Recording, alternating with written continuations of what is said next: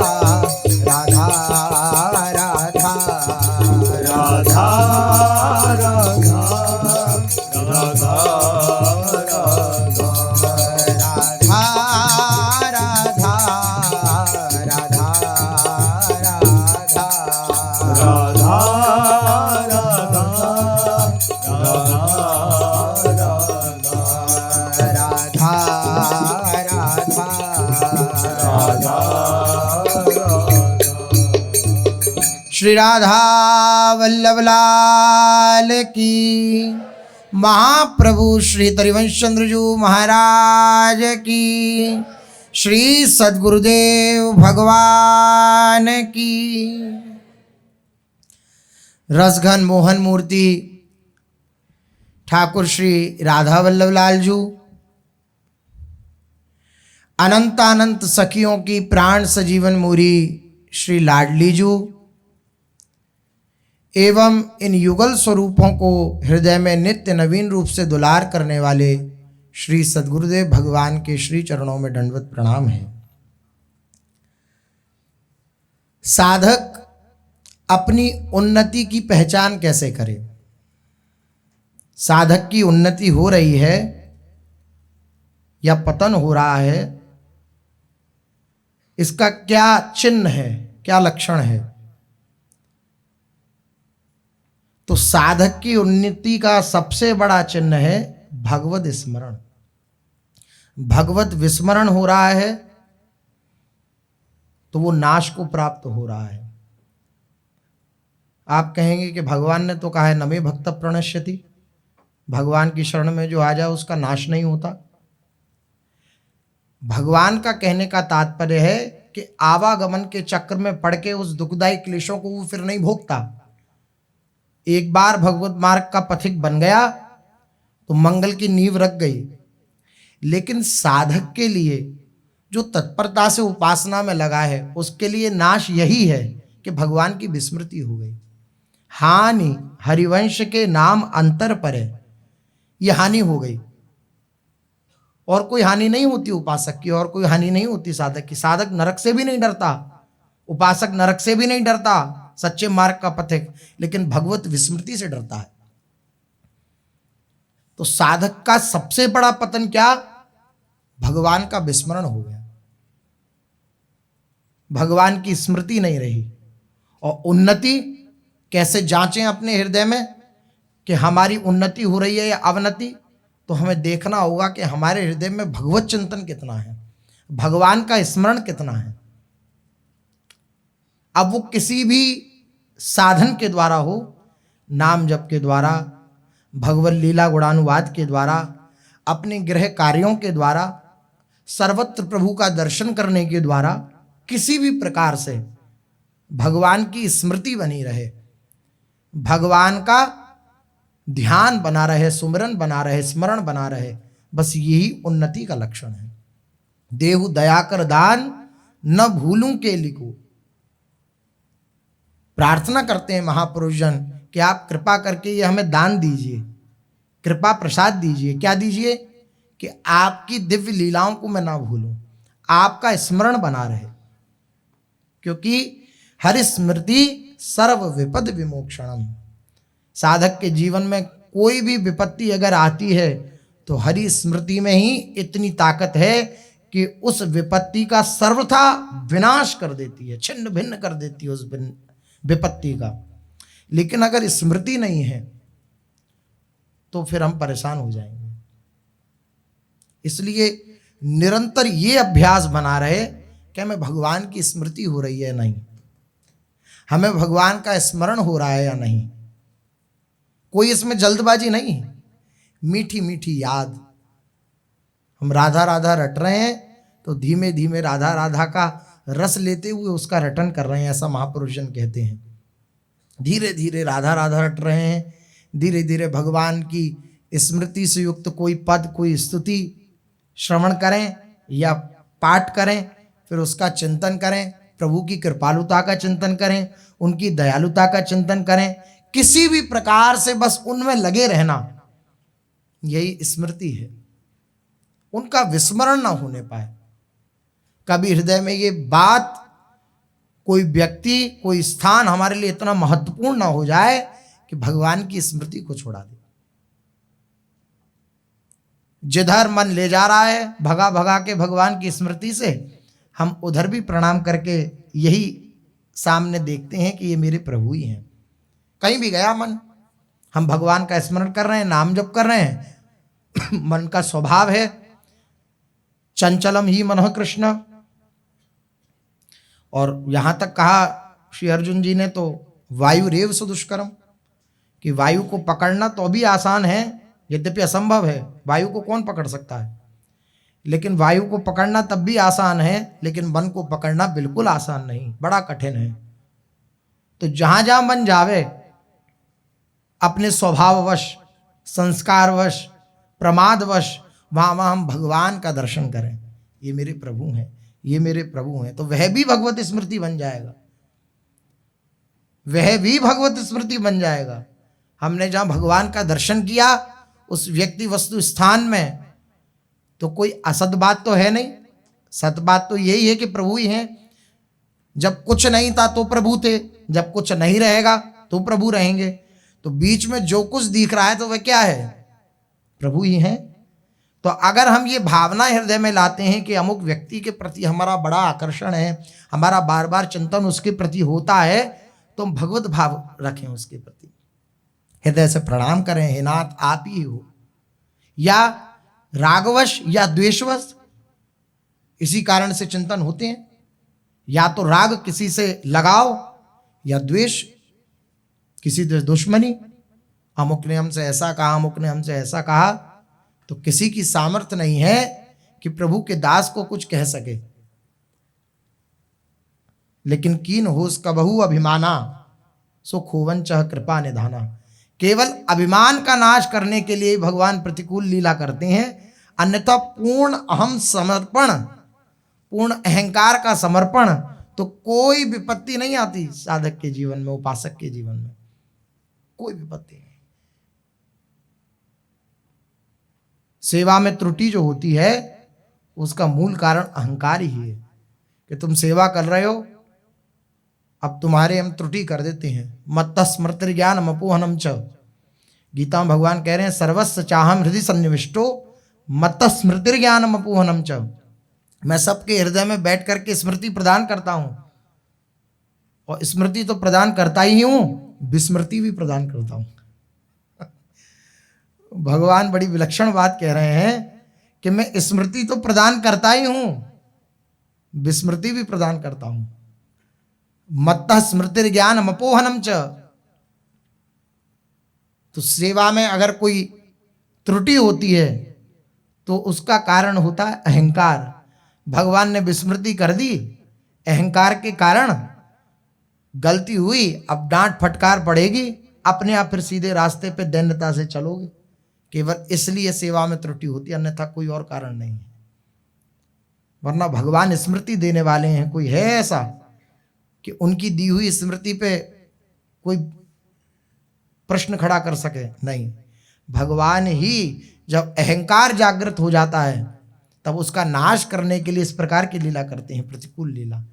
तो बस चुपचाप रह करके उसको बस स्वीकार करता चला जाए, तो भगवान का स्मरण बना रहे, भगवान की स्मृति बनी रहे। कोई भी चेष्टा हम करें, कोई भी क्रिया हम करें, सर्वत्र अपने प्रभु को देखकर, चाहे राग से युक्त चेष्टा हो वो तो उधर भी प्रभु को देखें, और चाहे द्वेष से युक्त चिंतन हो रहा हो कि अमुक ने हमारे साथ ऐसा किया, ऐसा किया, ऐसा किया, तब भी हम यही देखें कि मेरे प्रभु के विधान के सिवा कोई कुछ नहीं कर सकता। आप ही प्रभु मेरे सुधार के लिए ये प्रतिकूल लीला कर रहे हो। बस ये जहां होगा तो अखंड स्मृति की प्राप्ति हो जाएगी। सर्वत्र प्रभु को देख रहा है और तत्परता के साथ लगा हुआ है नाम जप में, वाणी पाठ में, वाणी चिंतन में, भगवत चिंतन में, तो उसे अखंड स्मृति की प्राप्ति हो जाती है। जहाँ जहाँ मन उसका भागता है वहाँ वहाँ भगवान का दर्शन करता है। कोई भी कार्य ऐसा नहीं जो भगवान का भजन ना बन सके। इसे ही भागवत धर्म कहते हैं। आप जो करें अपने गृह कार्य भी, कि भाई गृहस्थ में हैं तो हम अगर सांसारिक कार्य कर रहे हैं तो क्या वह भजन नहीं है? हम भजन कैसे करें? अखंड स्मृति कैसे प्राप्त करें? साधक की उन्नति का लक्षण तो अखंड स्मृति है, स्मरण जितना। तो हम तो गृहस्थ में हैं, अब कैसे बहुत सारे कार्य होते हैं, हम कैसे स्मृति करें प्रभु की? तो जो जो हम कार्य कर रहे हैं, पूज्य गुरुदेव भगवान अधिकतर इस बात को कहते हैं, जो दिव्य महाभागवतों के लक्षण हैं, कि हर क्रिया को प्रभु के समर्पित करते चलें। जो क्रिया प्रारंभ करें उससे पहले राधा राधा, उस क्रिया के मध्य में राधा राधा, और उस क्रिया के अंत में राधा राधा, तो वो पूरी क्रिया भजन बन जाएगी, पूरी क्रिया। यही बड़ा विलक्षण है भक्ति मार्ग का स्वरूप, कि कोई भी क्रिया, यद करोषि यदश्नासी यद जुहोषि ददासी यद तपस्यसि कौन्तेय तत् कुरुष्व मदर्पणम। जो क्रिया, जो भी क्रिया, इसमें कोई प्रश्न नहीं कि क्या, वह केवल प्रभु की स्मृति से युक्त होकर के कि प्रभु का ही मैं ये सेवा कार्य कर रहा हूं, पर उसको प्रभु के समर्पित करता चला जाए कि इतना मैं आपके चरणों में समर्पित करता हूं। फिर महाराज जी कहते हैं कि पूरे दिन का फिर शयन के समय हम समर्पित कर दें कि सुबह से लेकर अब तक जो क्रियाएं हुई प्रभु आपकी प्रसन्नतार्थ आप इसे स्वीकार करें, समर्पित करता चला जाए, तो उसकी वो क्रिया भी भजन बन जाएगी, स्मृति बन जाएगी। ये विलक्षणता है भक्ति मार्ग की। वरना देखिए, गोपियां प्रेम की ध्वजा हैं और दिनचर्या क्या है उनकी? या दोहने अवहनने मथनोपलेप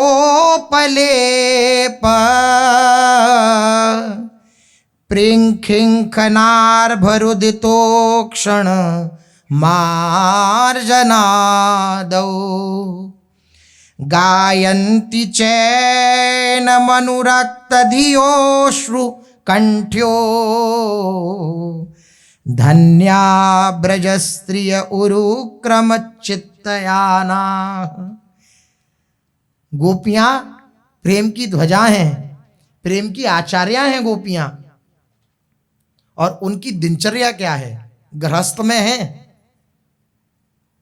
और कोई माला लेकर नहीं बैठ रही हैं एकांत में, गृहस्थ में रहते हुए सारे कार्य कर रही हैं। जो सेवा कार्य मिला है वह सब कार्य कर रही हैं, लेकिन गोविंद दामोदर माधवेति, हमेशा जिह्वा से गोविंद दामोदर माधव आदि दिव्य प्रभु के नामों का स्मरण कर रही हैं। बस यही है जीवन का लाभ। हम किसी भी कार्य को करें तो भगवान के नामों का बीच बीच में उच्चारण करते रहें, तो वह कार्य भी हमें भगवत प्राप्ति करा देगा। जो सुदुर्लभ है वह भगवत प्राप्ति सुलभ हो जाएगी। जो बीच बीच में प्रभु का नाम ले लेकर आर्त भाव से कहता है कि नाथ, ऐसा मेरा सौभाग्य नहीं कि मैं आपका अखंड स्मृति युक्त होकर चिंतन कर सकूं, लेकिन बीच बीच में मैं आपको पुकार लेता हूं, मेरे पे रीत जाना नाथ। दैन्यता है, बीच बीच में प्रभु को पुकार लेता है, बस काम बन गया।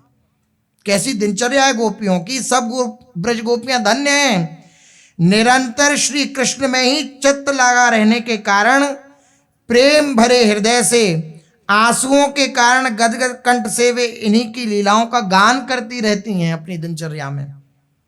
वे दूध धोते हुए, अब घर है, घर में गैयाएं हैं, उनकी भी सेवा करनी है, स्यानी आदि जो सब क्रियाएं होती हैं घर गृहस्थी में वे सब लगानी है। उसके बाद फिर दूध धोना है, तो दूध धो रही हैं, लेकिन भगवान का स्मरण करते हुए, श्री कृष्ण गोविंद हरे मुरारे, हे नाथ नारायण वासुदेव, इस प्रकार भगवत चिंतन करते हुए दूध धो रही हैं। दही मथ रही हैं तो भगवत चिंतन युक्त होकर, धान कूट रही हैं। ये सब क्या, अगर साधन के उससे देखा जाए तो साधन की प्रणाली है क्या भाई? नाम बैठ करके आसन पे और नाम जप करना, माला करना, ये सब है।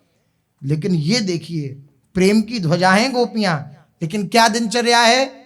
दूध धो रही हैं, धान कूट रही हैं, दही मथ रही हैं, और चिंतन किसका है? बाल गोपाल का, श्री कृष्ण का। तो यह उनके कृपा प्रसाद से हम लोग भी धारण कर सकते हैं। कोई भी कार्य कर रहे हैं, लेकिन स्मृति हमारी प्रभु के श्री चरणों में बनी हुई है। आप इसका परिणाम यह देखेंगे कि आप गृह कार्य कर रहे होंगे और आपकी झीनी सी स्मृति प्रभु के श्री चरणों में होगी, श्री वृंदावन में होगी, तो सारा कार्य एकदम से अचानक से ठप हो जाएगा और आंसू की प्रवाह बहने लगेगी। कि कभी ऐसा सौभाग्य आएगा क्या नाथ कि आजीवन श्री वृंदावन का आश्रय ग्रहण करके आपके भजन में मैं लीन रहूंगा? ये क्या हो रहा है? स्मृति का फल मिल रहा है। आप जो तत्परता से अपने गृह कार्यों को करते हुए भगवान की झीनी सी स्मृति लिए हुए हैं अपनी स्मृति पटल पे, उसका प्रभाव क्या हुआ कि वह कार्य करते करते एकदम ठप हो गया और एकदम तन्मयता। क्या हुआ? बोले वृंदावन की याद आ गई। कोई पूछे क्या हुआ? वृंदावन की याद आ गई, गुरुदेव की याद आ गई, श्री जी की याद आ गई। अब नहीं रहा जाता उनके बिना। यही तड़प तो वृंदावन का वास करा देती है। बार बार प्रार्थना कराती है कि आप जैसे चाहो वैसा, आप मुझे जो बनाना चाहो वैसे बना के मुझे धाम का वास दे दो, मुझे गुरुदेव की शरण दे दो। क्या हुआ? स्मृति। हम अपना कार्य कर रहे हैं और झीनी झीनी बीच में स्मृति हो रही है, तो बीच बीच में वो गाढ़ स्मृति प्रभु प्रदान करते हैं। ऐसे भी उपासक हैं जो पीछे कार्यालय आदि ऑफिस वगैरह में कार्य करते और वृंदावन का वह स्मरण खींचता, तो कहते कि सब कार्य ठप हो जाता, कीबोर्ड पे हाथ रखा हुआ है और बस आंसू की धारा बह रही है। क्यों? बोले याद आ रही है, वृंदावन की याद आ रही है। यही तो फल है। बड़े बड़े योगी मुनियों के लिए भी ये बात दुर्लभ है, प्रभु के स्मरण से युक्त होकर अश्रु प्रवाह करना बड़े बड़ों के लिए दुर्लभ है। भगवान का स्मरण हो रहा है, भगवान की कौन रोता है? प्रभु के स्मरण के लिए कौन याद करता है प्रभु को? सबको अपनी कामनाएं प्रिय हैं। हमारा ये कार्य बना दो, हमारा ये कार्य बना दो, भगवान आपको हम ये भेंट देंगी, हम आपको ये भेंट देंगे, आप हमारा ये कार्य बना दीजिए। लेकिन केवल भगवान के लिए भगवान से कौन प्यार करता है? धन्य है वह उपासक, बार बार चरणों में उनके प्रणाम है, जो अपनी घर गृहस्थी में रहते हुए भी विकल हैं प्रभु के लिए, विकल हैं वृंदावन के लिए, विकल हैं महापुरुषों के दर्शन के लिए। उनका जीवन धन्य है। उनके जीवन की समानता बड़े बड़े योगी यति तपस्वी भी नहीं कर सकते, नहीं कर सकते, क्योंकि योगी यति तपस्वियों में कहीं ना कहीं अपना साधन का घमंड होता है, लेकिन इन सब जनों में कोई घमंड नहीं। धन्य है कि मैं तो किसी योग्य नहीं हूं, मैं तो निरंतर प्रभु का चिंतन भी नहीं कर पाता, मैं तो जैसा स्मरण होना चाहिए वैसा स्मरण भी नहीं कर पाता। श्री जी संभाल लेना, श्री जी कभी मेरे भी भाग्य में होगा, मुझे वृंदावन मिलेगा। बस ये जो हो रहा है ये फल है। क्या? किसका फल है? जो आप कार्य कर रहे हैं उसमें जो ये स्मृति हो रही है ना प्रभु की, इसका फल है। बीच बीच में आप स्मरण करते हैं, बीच बीच में वृंदावन आते हैं, महापुरुषों के दर्शन करते हैं, भगवत सन्निधि का अनुभव करते हैं। बस इसी का ये फल है कि विकलता बढ़ती जा रही है। कैसी विकलता होती है ये तो कोई वही जान सकता है जिसको वृंदावन की प्यास जागृत हो गई। अन्य लोगों के लिए तो बस एक वार्ता है, लेकिन इस बात को वही समझ सकता है जिसकी वृंदावन के प्रति विकलता जाए। कैसा जीवन कटता है उस उपासक का कि चाह रहा है वृंदावन का वास, लेकिन परिस्थिति ऐसी नहीं है कि वह धामवास कर सके। तो आप परिस्थिति का विश्वास मत रखिएगा कि परिस्थिति सुधरेगी तब कभी कृपा होगी। नहीं नहीं नहीं, कृपा है इसलिए वृंदावन वास की आकांक्षा है, कृपा है तभी वृंदावन में रहने की हृदय में लालसा उत्पन्न हुई है। ये कृपा ही वृंदावन वास प्रकट में हो या ना हो, ये वृंदावन का अंत समय में परिणाम स्वरूप वृंदावन आपके हृदय में प्रकट होकर ही रहेगा, इसमें कोई संशय नहीं है। गुरुदेव भगवान के वाक्य हैं। आप प्रकट में आ पाए या ना आ पाए, वृंदावन का स्मरण हो रहा है तो निश्चित वृंदावन में ही आपकी अंतिम गति होगी, चाहे प्रकट हो चाहे अप्रकट। ये हर कार्य को करते ये भगवान की स्मृति, भगवान के धाम की स्मृति ये बनी रहे। दही मत रही हैं, धान कूट रही हैं, घर को लीप रही हैं गोपियां, बालकों को झूला झुला रही हैं, रोते हुए बालकों को चुप करा रही हैं, उन्हें नहला रही हैं, उन्हें खवा रही पिवा रही हैं, घरों को झाड़ बुहार से एकदम स्वच्छ कर रही हैं। कहाँ तक कहें, सारे कामकाज करते समय श्री कृष्ण के गुणों के गान में मस्त हैं, आनंदित हैं। बस यही उनके जीवन को जिवाए हुए हैं। सारे कार्यों को करते हुए किसी भी कार्य की मनाही नहीं है कि हम किसी भी कार्य को छोड़ के बैठ जाएं, किसी भी सेवा कार्य को छोड़ के बैठ जाएं कि हमें भजन करना है। नहीं, हम उस सेवा कार्य को ही भजन बना लें। यही प्रवीणता है उपासक की। इसलिए उन्नति का सर्वोपरि लक्षण साधक का है भगवान की स्मृति। जितनी स्मृति हो रही है, जितनी गाढ़ स्मृति हो रही है, उतनी साधक की उन्नति हो रही है, उपासना में प्रवृद्धि हो रही है। यही बात है। चलते हैं बाद ग्राम में। श्री राधा सुधा निधि जी का दिव्य प्रणयन श्री महाप्रभु जी ने श्री नरसिंह आश्रम जी से करवाया। बोलते गए श्लोकों को और नरसिंह आश्रम जी उनका लेखन करते गए और दिव्य 270 श्लोकों से युक्त ये श्री राधा रस सुधा निधि जी प्रकट हुई। फिर नरसिंह आश्रम जी प्रणाम करके और फिर अपने विचरण के लिए, जैसा महात्माओं की रहनी होती है, सन्यासियों की रहनी होती है, उस रहनी के हिसाब से विचरण के लिए पुनः प्रस्थान किया। ब्रजधरु को दिन कियो निवास, हरिजन प्रेमी रहे जुपास। प्रभु लीला के निरखे ठोर, कौतिक दर से और ही और। ब्रज जन साधु विप्र सन माने, प्रभु पद अंकित थल पहचाने। 6 महीने हो गए हैं बाद ग्राम में व्यास मिश्र जी को, तारा रानी को और कुछ देववनवासी भी आए हुए हैं। खूब उत्सव बन रहा है। व्यास जी का मन ही नहीं कर रहा धाम से जाने का, लेकिन अब देववनवासियों की भी खबर आने लगी कि हमें भी जो वहाँ पर रह गए हैं आप बाल वृद्ध वनिता, उनके भी दर्शन करने की इच्छा है कि आपके लाला कैसा, बड़ा उनके गुणों का वर्णन यहाँ सुनने को मिल रहा है। तो सबके हृदय में बात है कि एक बार हित प्रभु का दर्शन किया जाए, तो आप कृपा करें। लेकिन व्यास जी का मन ब्रजभूमि से जाने का मन नहीं कर रहा है। वो कह रहा है कि यहीं रहो, एक घड़ी भी अधिक रहने को मिल जाए ब्रज में तो इससे बड़ा सुख कोई नहीं है। जो सुख ब्रज में एक घड़ी, हमेशा रहने का सुख तो क्या ही हो सकता है, एक घड़ी रहने का सुख ब्रज में क्या है। तो महापुरुषजन वर्णन कर रहे हैं, जो सुख होत ब्रज में एक घड़ी, सो सुख 3 लोक में नाही।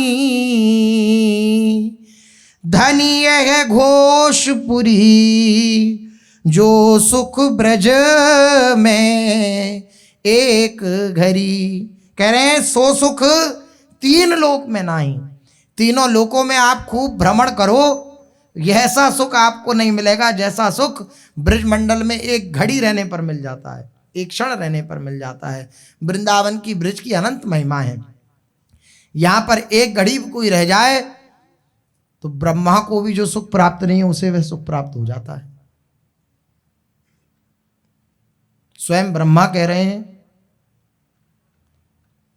कि हे श्री कृष्ण, हम आपसे प्रार्थना करते हैं कि आप अगर हम पे प्रसन्न हैं तो तत्भूरि भाग्य मन्ये किमप्यटव्याम।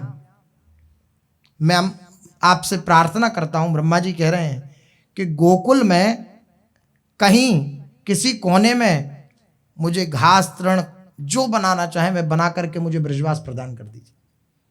अर्थात ब्रह्मा को भी सुख प्रदान नहीं किया है प्रभु ने, जो सुख वृंदावन में एक घड़ी रहने वाले उपासक को मिल जाता है। इसलिए कह रहे हैं सो सुख 3 लोक में नाही, धनी यह घोषपुरी। ये धन्य है, धन्य है, मथुरा मंडल धन्य है, ये वृंदावन धन्य है, ये ब्रजभूमि धन्य है। अष्ट सिद्धि नवनिधि कर जोरे, द्वारे रहत खरी। शिव सनकादि सुकादि अगोचर, ते अवतार हरि। 8 सिद्धियां 9 निधियां ब्रजवासियों के द्वार द्वार पर हाथ जोड़े खड़ी रहती, हमें स्वीकार कर लो। लेकिन ब्रजवासी जन उन्हें स्वीकार नहीं करते। क्यों नहीं करते? ये अष्ट सिद्धि 9 निधि हमारे ठाकुर को प्रसन्न करने की वृत्ति धारण नहीं करती हैं, इसलिए हम इन्हें स्वीकार नहीं करेंगे। क्या करेंगे हम अष्ट सिद्धि 9 निधियों का? हमें कोई चमत्कार थोड़ी दिखाना है। हमारे प्यारे हमारे रहें बस। हमारे लिए सबसे बड़ी सिद्धि, सबसे बड़ी निधि बस यही है। ब्रजवासियों का जीवन श्री ठाकुर जी बस उनके नेत्रों के सामने बने रहें। बस यही बात है। इसलिए अष्ट सिद्धि 9 निधियां ब्रिजवासियों के द्वार पर पड़ी रहती हैं, खड़ी रहती हैं कि हमें सेवा में स्वीकार कर लो, लेकिन यहां ब्रज में स्वीकार नहीं किया जाता। शिव सनकादि सुकादि अगोचर ते अवतार हरि। कौन है ये जिनका महल है, वह कौन है? बोले शिव सनकादि शुकादियों के द्वारा जो अगोचर हैं, ध्यान में भी बड़े प्रयास से आ पाते हैं, वह श्री हरि हैं। उनका ये निजधाम है। धन्य धन्य बड़ भागिन जसुमति निगमन सही परी, ऐसे सूरदास के प्रभु को लीनो अंक भरी। ये वृंदावन, ये ब्रज धन्य है जहाँ श्री यशोदा जी, जहाँ श्री नंद बाबा का प्राकट्य हुआ और उनके गृह में श्री नंद नंदन का प्राकट्य हुआ, जिनके गोद में श्री हरि खेलते हैं। ऐसी ये ब्रज भूमि धन्य है। यहाँ पर एक घड़ी भी कोई रुक जाए तो तीनों लोकों में जो सुख प्राप्त नहीं होता, वह सुख एक घड़ी में ब्रज में प्राप्त हो जाता है। इसलिए व्यास मिश्र जी का हृदय नहीं कर रहा, मन नहीं कर रहा कि धाम से जाएं, लेकिन अब देववन वासियों की बार बार खबर आ रही है, तो फिर सबने निश्चय किया कि अब एक बार पुनः दर्शन करके ब्रजभूमि में ठाकुर जो विराजमान हैं, उनका कुंडों का, सरोवर आदियों का दर्शन करके और फिर देववन प्रस्थान करेंगे। इस प्रकार श्री व्यास मिश्र जी ने ब्रजभूमि में कई महीने निवास किया। उस समय बहुत से भगवत प्रेमी संत भक्तजन भी सदा आपके समीप ही बने रहते, समीपस्थ बने रहते। भक्तों को सुख मिलता। स्वयं प्रेमावतार श्री हितरिवंश महाप्रभु का प्राकट्य हुआ है, तो उनके दर्शन से, उनको पालने झुलाने से, उनकी लीला चरित्रों का गायन और श्रवण करने से उन्हें अत्यंत सुख मिलता। तो सारे भगवत भक्त आदि सब वहीं समीपस्थ बने रहते। ब्रज में जहाँ जहाँ श्री कृष्णचंद्र जी की लीलाएं हुई हैं, आपने उन प्रमुख सभी लीला स्थलियों के दर्शन किए। बहुत भांति ब्रज को सुख लियो, देवन चलवे को मन कियो, ब्रज वृंदावन तरुवर सरवर, चले ध्यान चिंतत उर अंतर। अब प्रणाली बता रहे हैं कि ब्रज वृंदावन से अगर दर्शन करने के बाद किसी को जाना पड़े तो उसके जाने की पद्धति क्या है? चले ध्यान चिंतत उर अंतर। वृंदावन से हम जा रहे हैं सेवा कार्यवश, नहीं ऐसा सौभाग्य उदय हुआ है कि हम वृंदावन वास कर पाए, तो क्या करना है फिर? वृंदावन वासी को जो फल प्राप्त होता है वह हमें भी कैसे प्राप्त हो? तो इसका उपाय श्री व्यास मिश्र जी बतला रहे हैं। चले ध्यान चिंतत उर अंतर। व्यास मिश्र जी ने इन दिव्य सरोवरों का, इन दिव्य लताओं का हृदय पटल पर चिंतन कर लिया है। अब जा रहे हैं तो उसी का चिंतन कर रहे हैं। जहां चिंतन होता है वहीं स्थिति मानी जाती है। हम कहीं अन्य देश प्रांत में रह रहे हैं, हमारा चिंतन श्री वृंदावन में है, तो हम वृंदावन में हैं, क्योंकि वृंदावन एक देशीय नहीं है। वृंदावन का चिंतन अगर आप कर रहे हैं तो वो आपके हृदय में उस समय प्रकट है।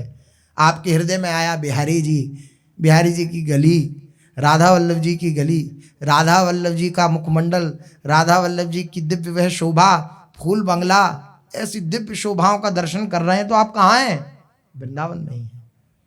इसलिए ये पद्धति है कि अगर वृंदावन से जाना भी पड़ रहा है तो वृंदावन का चिंतन, वृंदावन को चिंतवन, यह दीप और बारी, कोटि जन्म के अगतमई काट करे उजियारे। वृंदावन के चिंतन में इतना सुख है, इतना सामर्थ्य है कि अनंत जन्मों के पाप राशि को भस्म करके प्रियालाल का प्रेम उदय कर सकता है। इतना वृंदावन के चिंतन में सामर्थ्य है। तो इस प्रकार श्री हिज्जू के प्रकट के बाद व्यास मिश्र जी 6 महीने और वास करके अपने सारे दिव्वन वासियों के साथ सभी लीला स्थलियों के दर्शन करते रहे, जिनमें प्रमुख 12 वन हैं। मधुवन, तालवन, कुमुदवन, बहुलावन, कामवन, खिदिरवन, वृंदावन, भद्रवन, भांडीरवन, बेलवन, लोवन और महावन, ये 12 वन हैं। इन 12 वनों का दर्शन श्री व्यास मिश्र जी ने किया। जगह जगह पड़ाव डालकर वहाँ की दिव्य स्थलियों का रसास्वादन करते, वहाँ के ब्रजवासी जनों को सभी तरह से वस्तु भेंट कर उन्हें प्रसन्न करते, ब्रजवासियों की सेवा करते। ब्रजवासियों की सेवा से सबकी सेवा हो जाती है। मीरा जी अपना अनुभव कह रही हैं, हम वृंदावन में आई तो हमने वृंदावन में क्या देखा, घर घर तुलसी ठाकुर सेवा, दर्शन गोविंद जी को, आलीरी मोहे लागे वृंदावन नीको। मैं यहां आई तो घर घर में मैंने तुलसी का बिरवा देखा, तुलसी की सेवा देखी और श्री ठाकुर जी की सेवा देखी। घर घर में यहाँ ठाकुर सेवा होती है, तो ब्रजवासियों की सेवा से ठाकुर जी की सेवा बन जाती है। और बड़े बड़े वीतराग परमहंस उच्च कोटि के महापुरुष भी इन ब्रजवासियों के द्वार पर जाकर मधुकरी मांगते हैं। तो बड़े बड़े वीतराग महापुरुष जो सीधे कुछ अकिंचन वृत्ति से रहते हैं, आप उन्हें कुछ देना भी चाहो तो वे नहीं लेंगे, उनकी भी सेवा ब्रजवासियों की सेवा से बन जाती है। क्योंकि उनके द्वार पे जाकर जब वह रोटी के टूक मांगते हैं और आपने ब्रजवासियों की सेवा करी तो आपकी सेवा का अंश महापुरुषों के लिए भी लगेगा। इसलिए ब्रजवासियों की सेवा सर्वोपरि सेवा है। ब्रजवासियों की सेवा से ठाकुर सेवा भी बन जाती है, ब्रजवासियों की सेवा से संत सेवा भी बन जाती है, और ब्रजवासियों की सेवा तो बनी जाती है। ब्रजवासी वल्लभ सदा मेरे जिय के प्राण, प्रभु ने स्वयं कहा है, ये मेरे हृदय के प्राण हैं। जैसे प्राणों के बिना कोई जीवित नहीं रह सकता, ऐसे में ब्रजवासियों के बिना जीवित नहीं रह सकता। इन्हें छाड़ अनंत न जाऊं, मुझे नंद बाबा की यान, मुझे नंद बाबा की शपथ है, इन्हें छोड़कर मैं कहीं भी बाहर नहीं जाता। तो बाहर वालों को अनुभव होता है प्रभु बाहर गए, मथुरा आदि लीला करी, लेकिन ब्रजवासियों को अनुभव नहीं होता। ब्रजवासियों को यही अनुभव होता है, वृंदावनम परित्यज्य पाद मेकम न गच्छति। वृंदावन को छोड़कर भगवान एक क्षण के लिए भी बाहर नहीं गए, ये अनुभव होता है उन्हें। इसलिए समस्त ब्रजवासियों की सेवा कर रहे हैं व्यास मिश्र जी, जहां जहां जा रहे हैं वहां दर्शन कर रहे हैं सरोवर कुंडों का, और ब्रजवासियों को भेंट वस्तु आदि प्रदान कर रहे हैं, उन्हें प्रसन्न कर रहे हैं। इसी तरह से खूब आनंदोत्सव मनाते हुए कई दिन ब्रज में निवास किया। फिर एक दिन उन्हें देववन जाने का विचार उत्पन्न हुआ कि देववन वासियों का आ रहा है पत्र आदि, अब जाना चाहिए। व्यास मिश्र जी सभी पारिवारिक जनों से सलाह कर रथ, पालकी, डोला, हाथी, घोड़ा, सेना आदि को लेकर के ब्रज की शोभा का चिंतन करते हुए सपरिवार देववन के लिए प्रस्थान किया। ब्रज अवनी षटमास रहे, थल देव्य निहारे, सुख पूरित द्विजराज बहुरी देवन पगधारे। देवनवासी सुन हर्षित धाये, व्यास सुवन को लख हर्षाए। पेक हर्षि सब नैन सिराए, व्यास मिश्र को पुण्य सराए। कहत परस्पर सब नर नारी, है को महापुरुष अवतारी। विविध भांत की भेंटें लावे, बहुत द्रव्य हित पैवार बहावे। करो महोत्सव देवन माही, खर्चो द्रव्य कछु कम नाही। बाद नगर जिमि जुरति समाजा, वाको चौगुन सब विधि साजा। कैसा दिव्य देववन के प्रति प्रस्थान करके और दिव्य उत्सव मना रहे हैं देववन में व्यास मिश्र जी।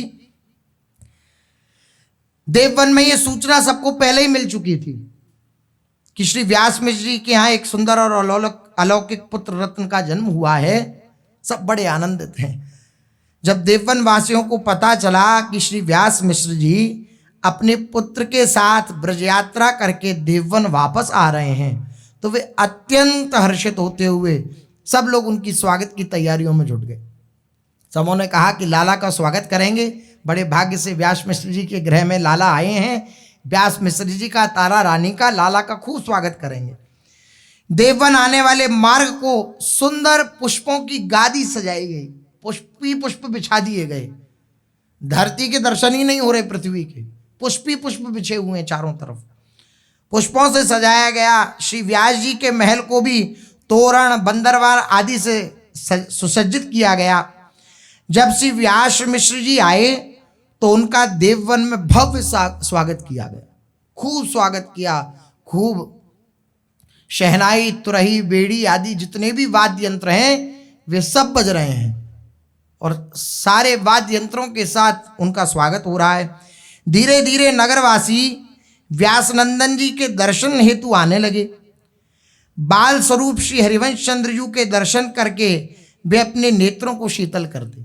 बाल स्वरूप श्री हरिवंश चंद्र जी उनका दर्शन कर रहे हैं और अद्भुत, जैसा बादग्राम वासियों को, ब्रजवासियों को सुख मिला था, ऐसा सुख मिल रहा है देववन वासियों को भी।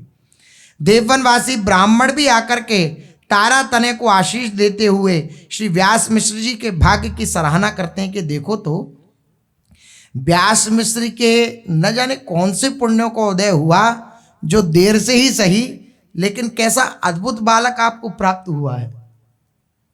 सब उनकी भाग्य की सराहना कर रहे हैं। सभी हिज्जू महाराज की रूप माधुरी का पान करके अतिशय आनंद में भर जाते, क्योंकि श्री हरिवंश चंद्र जी का वपु गौर वर्ण का और साक्षात प्रियाजू के श्रीअंग की कांति लिए हुए हैं। जैसी श्री प्रियाजू की, श्री लाडली जू की अंगों की कांति है, ऐसे ही अंगों की कांति है महाप्रभु की भी। विद्युत धाराधरसम कांति, विद्युत धाराधरसम कांति, ऐसी दिव्य कांति है। उनके दर्शन मात्र से दिव्यता का अनुभव होता। जो जो उनका दर्शन करता उसे अपने हृदय में दिव्यता का ऐसा दिव्य अनुभव उन्हें कभी नहीं हुआ जैसा देववन वासियों को आज हो रहा है। ऐसा आकर्षण होता कि जो भी इनके दर्शन करता वे चकोर की भांति एकटक नहीं रखने लगता। जो आता पालने के समीप और श्रीहित प्रभु के दर्शन करता तो एकटक उन्हें निहारता रहता अपलक नेत्रों से। उसे जगाना पड़ता कि भाई आगे बढ़ो, हमें भी दर्शन करना है। ऐसा करके एकटक दर्शन कर रहे हैं, एकटक दर्शन। कैसा रूप का वह स्वाद उन्हें प्राप्त हो रहा होगा कि अपलक नेत्रों से प्रभु का दर्शन कर रहे हैं।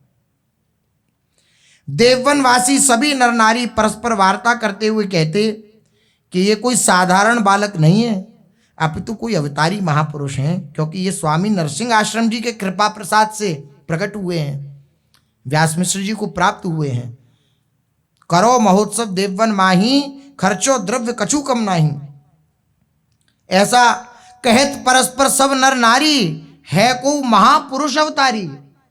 सब नर नारी परस्पर क्या कहते हैं कि कोई महापुरुष है, कोई साधारण नहीं है। वे विविध तरह की भेंटें लाते, बहुत सा द्रव्य श्रीहित महाप्रभु पर वारते, भेंटें लाते, बहुत सा द्रव्य महाप्रभु पर वारते और अन्य लोगों में बांट देते। ऐसा उत्साह हो रहा है सबके हृदय में। श्री व्यास मिश्र जी ने बादग्राम में अपने बालक के जन्म का जो महोत्सव मनाया, उससे भी ज्यादा उत्साह में भरकर उन्होंने देववन में बड़ी धूमधाम से उत्सव मनाया। जैसा बादग्राम में मनाया था उससे भी अधिक उत्साह से देववन में उत्सव मनाया। जितना समाज बादग्राम में उत्सव में सम्मिलित हुआ था उससे 4 गुना समाज देववन में उपस्थित हुआ। कैसी भीड़ होगी। संपूर्ण देववन में एक अद्भुत आह्लाद छा गया। चारों तरफ खुशी ही खुशी, आनंद ही आनंद। जननी लाड़ लड़ावे दिन दिन, सुंदर वदन निहारे छिन छिन। जिहि विधि ब्रजपति हरिजु लड़ाए, व्यास में श्रेयों हित दुलराए। जैसे बृहस्पति नंद नंदन जी, नंद बाबा ने और श्री यशोदा मैया ने नंद नंदन को लाड़ लड़ाया था, ऐसा ही लाड़ श्री व्यास मिश्र जी, तारा रानी जी अपने छोटे से लाला को लाड़ लड़ा रहे हैं। ऐसा ही दुलार उनसे कर रहे हैं। कैसा अद्भुत दुलार। कभी लोरी सुनाती हैं तारा रानी, कभी गोदी में ले लेती हैं, कभी तारा रानी कहती हैं लाला ऐसे बोलो, ऐसे बोलो, बोलना सिखाती हैं। ऐसे रंग भरी श्री तारा रानी जी विराजमान है। द्विज रानी जुराजत रंग भरी, कुंवर लिए गोदी सुख सौंधी, सखियन मांझ खरी, द्विज रानी राजत रंग भरी। कुंवर को गोदी में ले रखा है, चारों तरफ देववनवासी खड़े हैं और बीच में सुख में सनी हुई श्री द्विजरानी तारा रानी आनंदित हो रही हैं। ललन को लोरी देत द्विजरानी, जब ऐसा प्रतीत होता है कि लाला शयन की इच्छा में है तो तुरंत लोरी सुनाने लगती हैं, और दिव्य लोरी सुना के ठाकुर जी श्री हितलालन जी बड़े प्रसन्न होते हैं और धीरे धीरे आंखें मूंदने लगते हैं। फिर उनके मुख कमल को निहारने लगती हैं। जब उठते हैं तो ललित लिए गोदी में गोरी रस भोरी, मृदुबानी ललन को लोरी देत द्विजरानी। आपुनि हेरी हसावत कर जनी, धरत कपोलनि भावे, नखन की किरणनि ते फूल्यो, कर कमल कली बिगसावे। जब सो करके उठते हैं श्री हितलाल जी तो श्री तारा रानी जी अपनी उंगलियों को उनके कपोलों पर रख देती हैं, अपनी उंगलियों को उनके कपोलों पर रख देती हैं, और लाल की बाल की रीड़ाई उनके मन को अच्छी लगती हैं। कपोलों पर रखती हैं तो ठाकुर मुस्कुराते हैं श्री हितलाल जी। नखन की किरणन ते फूल्यो, कर कमल कली विकसावे। नखों की किरणों से प्रफुल्लित अपने कर कमल की कली को विकसित करते हुए उसे कमल का फूल बतला करके बालक को खेल खिलाती हैं। ऐसे उनके हाथों को लेती हैं श्री हितलाल जी के, और ऐसे उनके हाथों को दोनों को जोड़ करके कमल जैसी आकृति करती हैं। अब वो किरण निकलती हैं तो कहती हैं देखो लाला कमल, देखो लाला कमल। तो हितलाल जी बड़े प्रसन्न होते हैं, बड़े आनंदित होते हैं, किलकारी मारते हैं। कबहुक बाल गुए गुण लाल सो, चोटी बलनी बनावे, कबहुक गई मृदु बहिया जोटी, पायनु चलनी सिखावे। कभी अपने लाला की लाल डोरे से सुंदर चोटी गूंथ देती हैं। सुंदर घुंघराले केश हैं श्री हितलालन जी के, तो अपने हस्त कमल से श्री तारा रानी जी उनकी सुंदर चोटी गूंथ देती हैं। कबहुक बाल गुहे गुण लाल सो, चोटी बलनी बनान में, और कबहुक गही मृदु बहिया चोटी, हाथ से बल देते हुए चोटी को बनाती हैं और दोनों कोमल बाहों को पकड़ के ऐसे। कबहुक गई मृदु बहिया जोटी, और पायन चलन सिखा में। तारा रानी कहती हैं अच्छा आप चलना सीखो, चलो खड़े हो। तो दोनों हाथ पकड़ रखे हैं और दोनों हाथों को पकड़ के श्री तारा रानी जी श्री हितलालन जी को चलना सिखा रहे हैं। कैसा अद्भुत सौभाग्य है।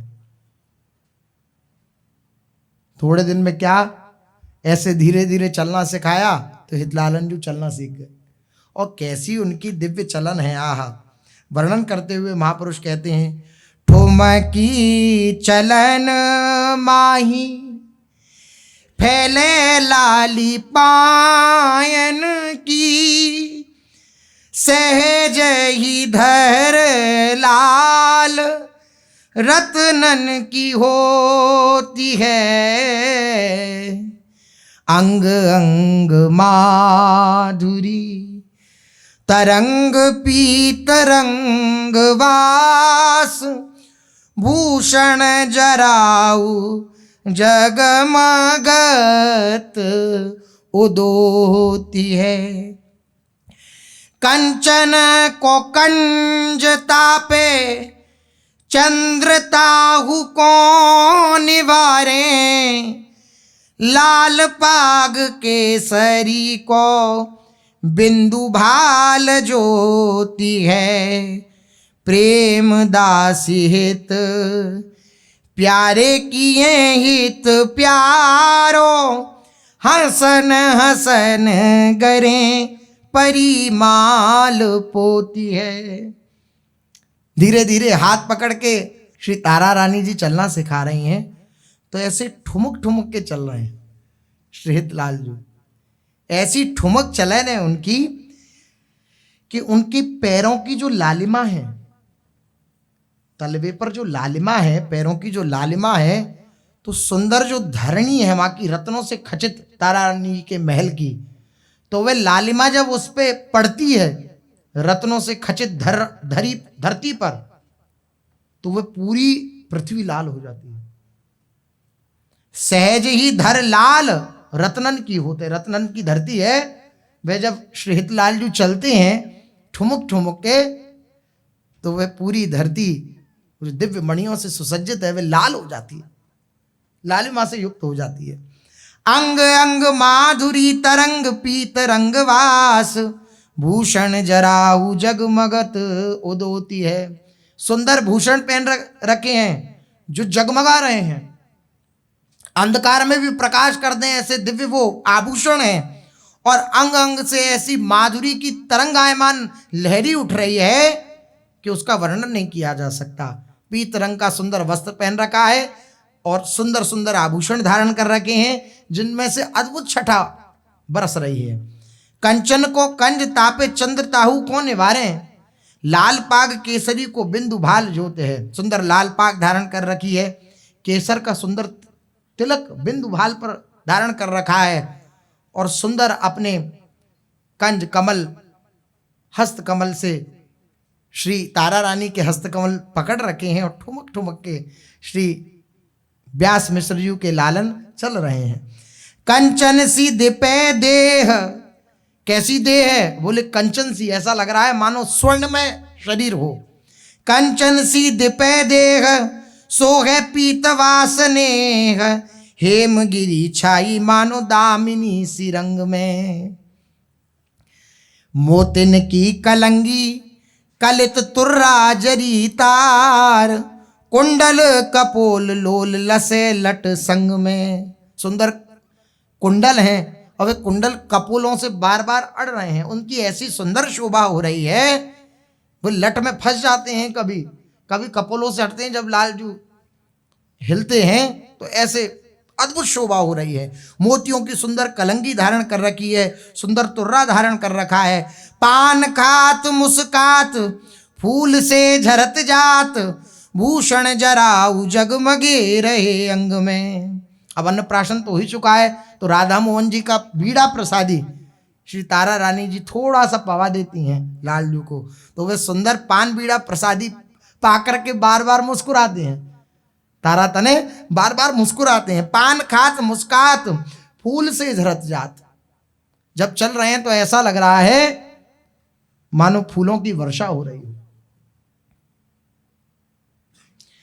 भूषण जराऊ जगमगे रहे अंग में, सुंदर भूषण जगमगा रहे हैं अंग में। और ठुमकी चलिया में आमे हित लाल प्यारे, प्रेम दासी वारी हित रूप की तरंग में। जब सामने से ठुमक ठुमक कर चल करके श्री लालन आ रहे हैं तो उनकी शोभा पर बार बार समस्त परिकर देववन वासी उनकी इस चाल पर बार बार बलिहारी जाते हैं, बार बार उनकी नज़र उतारते हैं, बार बार राई नौन से उनकी नज़र उनकी दीठ उतारते हैं कि किसी की नज़र नहीं लग जाए।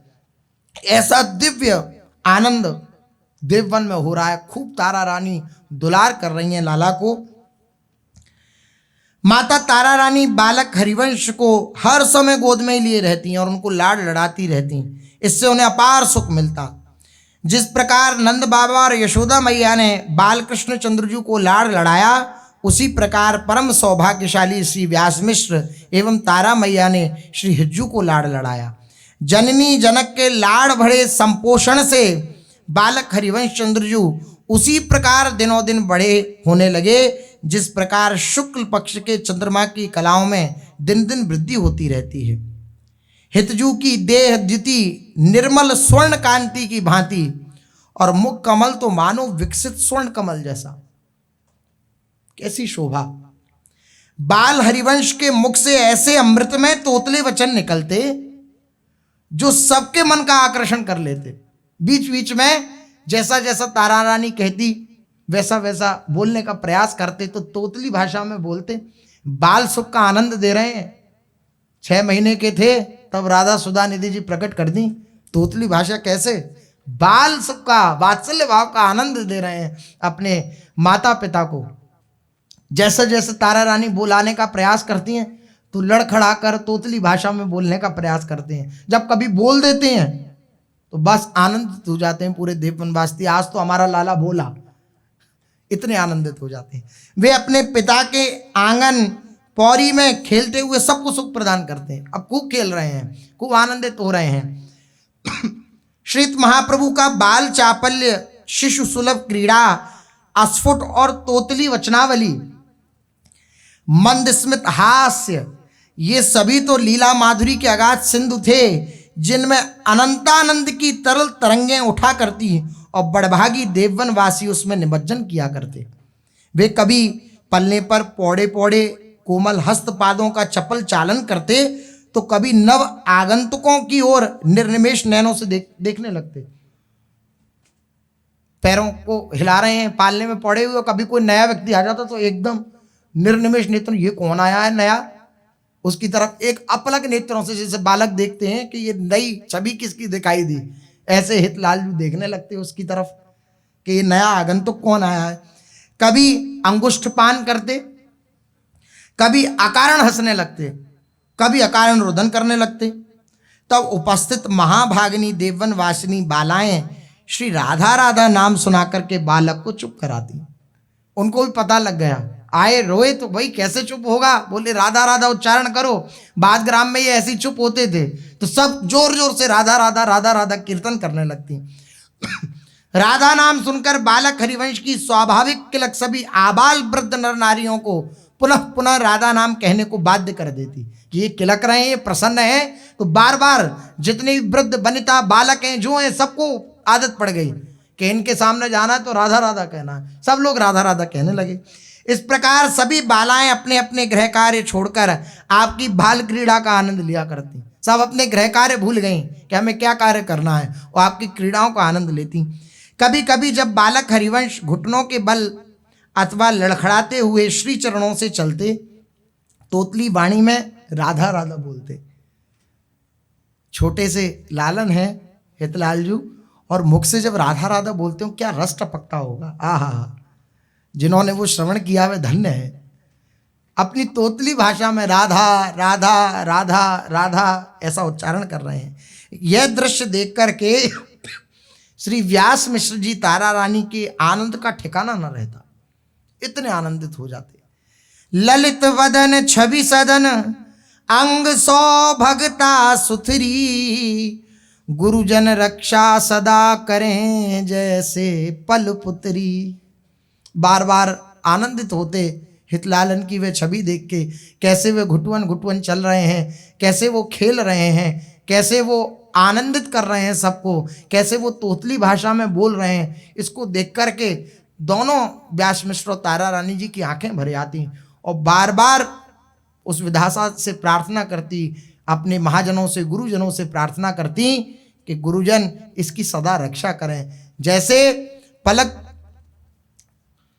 पुत्रियों की रक्षा करती है ऐसे ये सब बड़े जन मेरे बालक की रक्षा करें। जिस प्रकार पलके नेत्रों की पुतलियों की रक्षा करती हैं, इसी प्रकार सभी गुरुजन जननी जनक अन्य बंधुजन सदा प्राण प्रिय ये सब हितजू की रक्षा करते रहें। मैं भिक्षा मांगती हूं, ऐसा यशोदा मैया कहती थी कि जब लालन आते, कोई गोपी आती और कोई शिकायत करती तो गारी मत दो मो गरीबनी को जायो है। सूरदास जी ने लिखा कि कोई इसे गारी मत दो, सब आशीर्वाद दो, ये खूब चिरजीव है, खूब आनंद करे, हमारे नेत्रों के सामने ही बना रहे, कोई इसे गाली मत दो, मो गरीबनी को जायो है। ब्रज की रानी है श्री यशोदा रानी जी, लेकिन कैसी दैन्यता है अपने लाला के प्रति कि कोई इसे गाली मत दो, कोई इसे कष्ट पहुंचाने की कोई लीला नहीं करना, ये दुखी हो, ये रोए, ये मैं नहीं देख सकती, ये बर्दाश्त नहीं कर सकती, इसलिए कोई कुछ मत कहो, मो गरीबनी को जायो है। ऐसे ही बार बार इनकी बाल चपल चेष्टाओं को देख करके अश्रु प्रवाह होता तारा रानी व्यास मिश्र जी का, और बार बार बड़े जनों से यही प्रार्थना करती हैं कि आप सब आशीर्वाद दो, ये खूब चिरजीव है, ये खूब आनंदित रहे, इसे किसी की नजर ना लगे। तारा रानी अपने लाडले पुत्र को सुंदर पाग, सुंदर झगुलिया, सुंदर धोती ये सब धारण कराकर तथा रोली का तिलक लगाकर श्रृंगार करती। बाल रूप में श्रृंगार श्री हरिवंश जी की छवि जो देखता, उसका मन स्वाभाविक उनकी ओर आकर्षित हो जाता। जैसे यशोदा मैया अपने लाला कन्हैया की जो जो चेष्टा होती तो गृह कार्य करते उन्हीं का चिंतन करती रहती, वैसी तारा मैया भी अपने नन्हे से बालक हरिवंश चंद्र जी की एक एक चेष्टाओं का चिंतन करके आनंद मग्न हो जाती और अपना अंचल फैलाकर विधना से ही याचना करती कि मेरे आंगन में इसी प्रकार से हित के अलौकिक चरित्र सदा सर्वदा होते रहें। ये विधाता हम पे कृपा करो। बंदो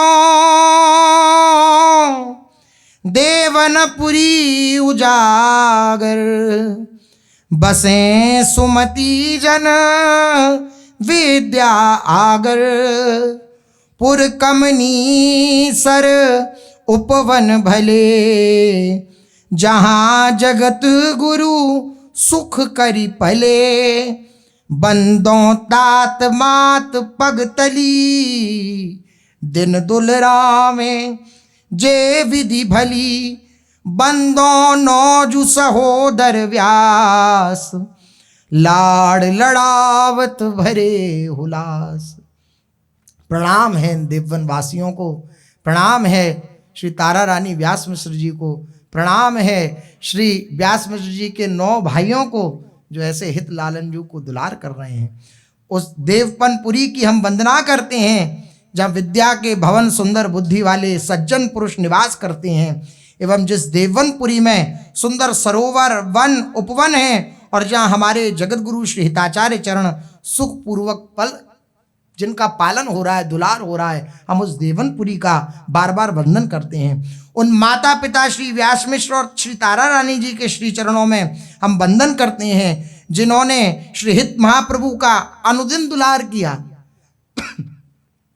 आहा, श्री व्यास मिश्र जी के सहोदर 9 भाइयों की हम वंदना करते हैं जो अत्यंत उल्लास पूर्वक श्री हितजू को लाड़ लड़ाते हैं। ऐसे समस्त देववनवासियों को, पुरजनवासियों को, व्यास मिश्र तारा रानी जी को बार बार प्रणाम।